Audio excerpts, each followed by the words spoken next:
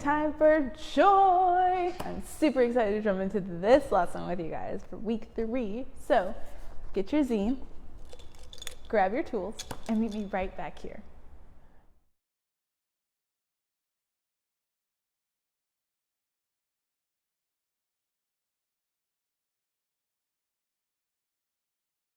All right, guys, let's jump into this visual. Ooh, we remember her. That's Elizabeth. And look, I guess she had their baby. Wow. Oh, he's so cute. And I love that it's like green, this really calm and cool color. And I wonder what she's saying. I wonder if that's his name. Remember, his name was John. That's what his name would be. Whoa. Wow, guys, let's take a look at our verse for today. It is from the book of Luke, also chapter 1, but this is verse 76. And it says, "And you, child, will be called the prophet of the Most High, for you will go before the Lord to prepare his ways." Whoa. That's a pretty serious calling right there. Wow, guys, I wonder if that verse is talking about John, this little baby. Well, I've enlisted my friends again to help me read the story for today. So let's pop on over and see what they've got.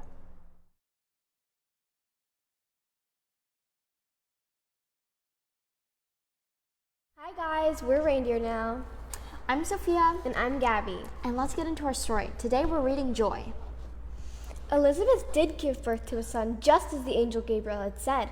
The entire village was filled with excitement for what they knew was a miracle from God. Zachariah, it has been 8 days since our son was born. It is time to announce his name. The villagers are curious and want to see our son. Elizabeth, what will you call your son? Zachariah? That is a fine name, a good traditional name after his father. No, he shall be called John. The crowd murmured and said, "How can this be? Surely John is not the name. Tell us, Zachariah, what do you say? Write the child's true name on your tablet." Zachariah wrote the name John, confusing the crowds. "Why John? What a strange name for your family." Zachariah heard the people, and suddenly a miracle happened. He could speak once again. "My son will be called John, and he will be a prophet of the Most High. He will guide our feet into the way of peace and point us to the light that has entered darkness. Surely the hand of God is with this child. Reindeers out."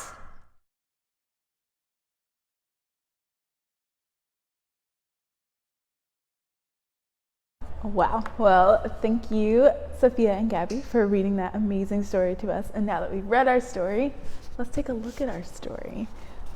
Wow, guys. So you've got Elizabeth, you've got Zechariah. It's been 8 days. What are we naming this baby? They're like, "Oh, you should name Zechariah because it's tradition, right? For the baby to be named after his father." But Elizabeth's like, no. His name's going to be John. And they're like, "What? John?" And then Zechariah has to write it on the tablet, remember? They're all like, "What? John? No, that's not the name it should be. His name should be Zechariah." Zechariah's like, "I'm going to write it down. I'm going to write John." And then he writes John. And everyone's like, "What is happening?" And then all of a sudden he can speak. He gets his voice back. And look how happy everyone is. Look, Elizabeth, Zechariah, little baby John. They're all so happy that this amazing miracle has happened. And everyone in town is like, "What? That just happened?" They're like so surprised and shocked. Wow, guys. What a story, man. Let's get into our field notes.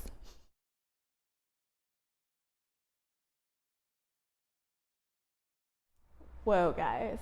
John has made such a dramatic entrance into the world, right? Not only has he been announced by an angel, but he's being called a prophet. And his dad got his voice back too. So crazy. Let's stop and think for a second. In our ancient text, we see God giving us these messages that are going to bring us hope, peace, joy, and love. And over again, we see our God stepping into our story in the most unexpected ways to bring us these amazing gifts. What was your favorite part of the story? I want you to write it down, or you can draw it. But what was your favorite part of this particular story? I think mine was when Zachariah got his voice back. That is so cool to me. Now, I've got a couple questions for you guys. All right, guys, I want you to get your tools. This one's gonna need all of your tools and your imagination. So, Elizabeth must have felt extreme joy, right? Just by God stepping into her story to make these things happen. And I want you to share a time where God stepped into your story and you felt this like insane amount of joy.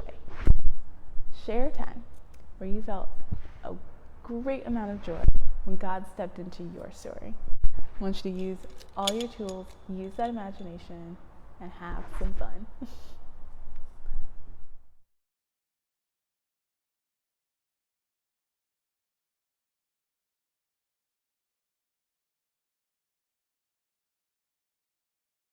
Wow, guys. So, our activity this week is a comic strip, and it's all about joy. And we know joy is a feeling that comes to us in the most surprising of ways.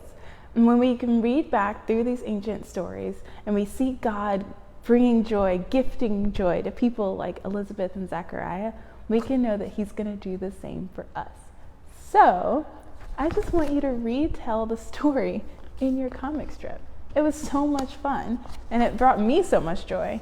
I want you to retell it. And don't forget to include the super surprised faces of those people in the crowd. Use all your tools, use all your imagination, and have fun. Well, guys, what an epic lesson we had today. That story was so much fun and brought me so much joy. So, before we leave today, let's say a little prayer. Dear Jesus, thank you for giving us joy in the most unexpected, surprising ways. In your name I pray. Amen. Well, guys, next week is our last week of Advent, and I'm super excited to jump into that lesson. And so I will see you there. Bye.